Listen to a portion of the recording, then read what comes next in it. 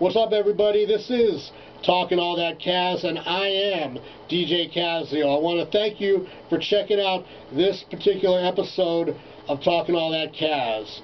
On this particular episode, I got another great interview that I conducted here on my radio show at 90.9 FM KHCC in Salinas, California.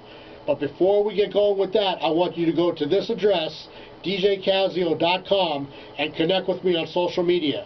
Whether it's on my Facebook, on my Instagram, on my Twitter, or even if you go and subscribe to my Mixcloud channel, you can hear all my radio shows that I do in their entirety, music, commentary, and interviews. But this right here, Talkin All That Kazz, this is for just the interviews, okay? I want to thank everybody who checked out the first round of interviews that I put up. Now we're on to the second round. This particular round, I'm going to focus on 2019, but I'm going to sprinkle it in with some more current stuff too. So you never know what you're going to get. Just sit back, relax, and enjoy another edition of Talkin All That Kazz with me, DJ Kazzeo. And indeed, we are ready to go. You know, there's one thing that I really enjoy when I'm scheduling interviews, and that is people that are prompt and on time and ready to go. And my guest this week is just that. Welcome to the show. First time on, Jose Montalvo. How are you, man? I'm doing well, thank you. And yourself? Yeah, man, likewise. Just having a little bit of an issue with the Wi-Fi here at the station. I'm unable to get my laptop connected, but other than that, man, I think I'll survive so that I can get to the full story of the background of Jose Montalvo.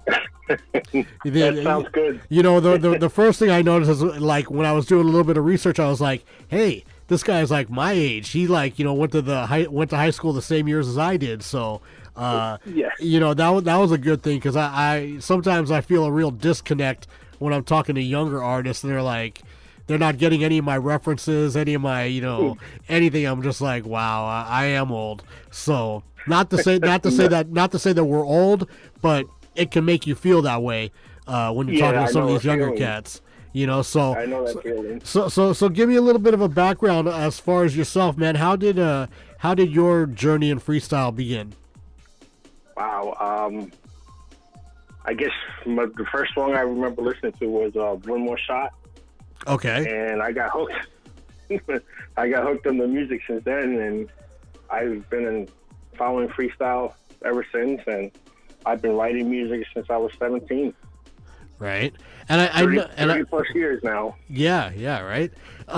You know, when you're hearing songs like that, like "One More Shot," and if you go back and you listen to it, that was a real I think the word pioneering gets thrown around a lot, and sometimes it doesn't have the same effect as it should. But if you go back and you listen to "One More Shot," I mean, they're actually like sampling different sounds on that record, and that was like a long time before sampling became a thing. You know, so I mean, when you're hearing, like, you know, original creativity like that, how does it process in your mind and affect the way you go about, you know, putting stuff together? Oh, I'm a person who, when I hear the music, that first beat grabs you, and I kind of get lost in the music, and then I live the music through the vocals and the lyrics. So I really, when I do my own writing, I really get lost in the music that I'm writing to tell my story. Right. And that's what our music is, though. It's a beautiful story. So, as far as your writing and stuff goes, I mean, your material, are you the primary writer, or do you split it with other people? Do you have a team around you, or how does that work? Well, like the two tracks that I released solo, As of Today and Love of My Life, were both written by Alex Zuniga and myself. Okay. I've done a lot of writing for my cousin, Jose Montalvo, on his album that he should be dropping soon. And, you know, and for LSP, I did a lot of writing for the group. Yeah, I wanted to talk about the whole LSP thing in a second, but you brought up Alex Zuniga. How did the connection with Alex come about? Because Alex has been around for a minute now doing stuff. Yes. I remember, I think it was maybe 2010, 2011. We were doing local shows, and he happened to be in one of the shows, and he pulled us to the side and he said, "Hey, you guys sound good, and I think you guys should go see Artie Rodriguez and work with him. Mm-hmm. He'll help you guys out." And that started a friendship that's become like a brotherhood to us. Nice. Speaking of doing local shows, like I see, spot shows at smaller clubs pop up every now and then, through social media. I see the flyers, and they'll be,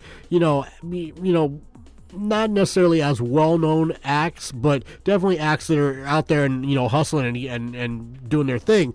Yourself being one of those acts. And I always wondered, how do the lesser-known acts, such as yourself, feel the way the older established acts, basically like 6 or 7 older established acts, seem to just always be the ones on these, big state or arena shows. And while they're traveling around the country, they could be in different markets where there'll be a lesser known artist who's making an impact in that region, but they don't reach out to them and have them open up the shows. I mean, how big of a boost would that be to artists like yourself to get that, recognition and opportunity? Oh, I think that would be a major help to boost up the whole genre in itself. Having the newer artists open up for some of the legends, as we call them, because, we grew up listening to them, and it's an honor for us to be a part of their show, but it's also a way helping us get some exposure. That's what I think a lot of us are missing, the big exposure that we need. Mm-hmm. We don't get that push. So we stick with the local stuff. And it works for us, for a while, but it would be nice to be in one of those big venues.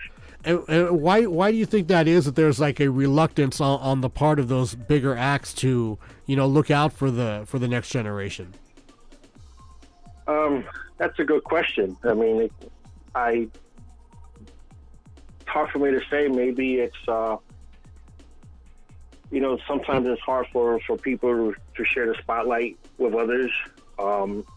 Sometimes it's just not knowing the material, not wanting to disappoint their loyal fans.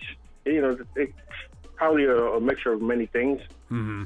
But I think if we're given the shot, we can definitely prove a lot of people wrong. Right. I mean, I'm not gonna like dwell on it, but I know if like you and I were sitting around having drinks, I mean, we would like be naming names of people that basically, talk the talk but don't walk the walk, because there's a specific person and a specific promoter that puts together all these shows, and they're basically the main criminal in this act, in that they don't. They say, "Oh yeah, we're all about, progressing the music and, keeping it alive, blah, blah, blah."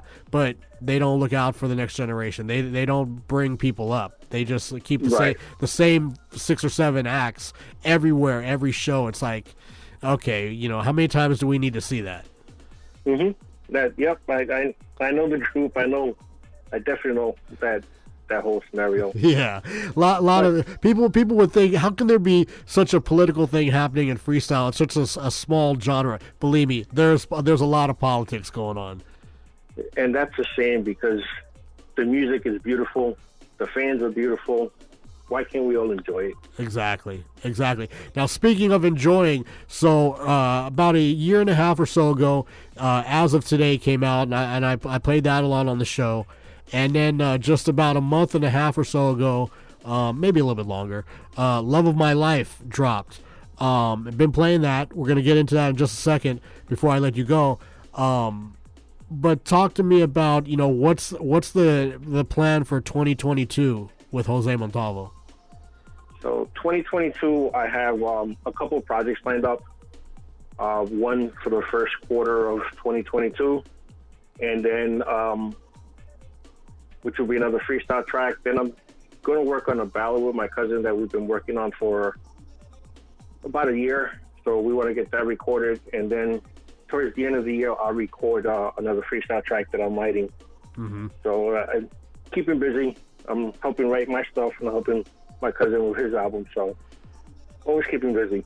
And you know, a while back, a few years back, LSP really had a good, solid record with "There's Nothing Left to Say." Is there anything happening with that project? Anything new coming from them? So we after that track, it's funny. We recorded the track, and we all had some personal things that we wanted to take care of. So we all kind of were in agreement and say we're going to do this track. We're going to promote the heck out of it, and when it's done, you know, we're going to take a step back from the group and focus on our personal stuff. And Rolando and Eric were working on albums prior to us getting together, so they kind of went off and ventured into that. And I helped them both along the way with whatever I could, and then I decided to venture on my own tracks. So, but we did record a couple other tracks. They are recorded, and we like to go back and polish them up. And who knows, maybe 2022 will bring back a LSP track. So we'll see how that goes. We definitely talked about it, the three of us, and we'll see what happens. Well, you know, we can only cross our fingers and hope something those tracks see the light of day at some point in 2022, or you know, possibly early 2023. You know, whichever the case may be. Two last questions before I let you go. Sure. If there was any artists out now or in the past that you could work with, who would it be? Good question. You know what? She's a very good friend, and I like to sit down and maybe do a project with Edie. Okay. You said you're good friends with her. Yes. Beyond the friendship, is there anything that leads you to that picking her as the artist you'd want to work with? She's such an amazing artist, such an amazing talent, and she's got so much energy that when you're around her, it rubs off on you. So she's definitely somebody who I like to work with. Nice. And I'll tell you that that remix of Dance the Night Away is really a solid record. Very solid record. I love it. I love that track. Yeah, man, very banging track. Okay, last question, or I shouldn't say question, but go ahead and give out the social media so people can catch up with you and follow what's going on. You can find me on Twitter, Jose Montalvo LSP, and on Facebook, Jose Montalvo. That's it. No Instagram for me, no TikTok, just those two. No Instagram, huh? We got to work on getting you on there, man. Yeah, everybody keeps telling me that, and I was like, all right, I will. You know, because I tell artists this all the time, because there's some artists I'll say like, oh, I don't want to deal with Facebook, or I don't want to deal with Twitter, I only want to do Instagram, or I only want to do Facebook, or I only want to do, you know, Twitter, et cetera, et cetera. And I always say to them, I say, look, these are all free platforms that are open for free promotion. It's only in your best interest to take advantage of them. Whether you're reaching 500 people or 5,000 or 50,000, it's still free promotion. What's it going to hurt you? You made me laugh because Alex always tells me that. Alex Zuniga, he's like, hey, you got to get out there, you know, use all of those platforms. Now don't get me. I've been using LinkedIn. Right. Now don't get me wrong. I'm not into all this, you know, TikTok and Snapchat and all that stuff. I'll do without that. But the other main three, I mean, why not, man? Why not? Yeah. You know? Absolutely. So man, let's jump. I'm gonna jump into it right now. This is your latest. This one's called "Love of My Life." I really want to thank you for taking the time to call in tonight. Hopefully when the next project is ready to go, we'll, you know, carve out some time and have you call back in to, you know, catch up and do some more, deep dives into, you know, what's on your mind at the time. And, I'm going to be in contact with you the same way we linked up for this interview, cause, I need to send you some drop scripts and get some drops for the show. No problem. You know, so once again, man, I wish you all the best, and I thank you for taking time to call in tonight, and we'll talk real soon, all right? Great. Thank you. Thank you so much for having me. Love your show. Jose Montalvo, man. We up and out. We'll talk to you soon. Peace. All right, bro. Later. Here we go. Brand new, or the current Jose Montalvo. This one's called Love of My Life right here. It's 90.9 FM KHTC.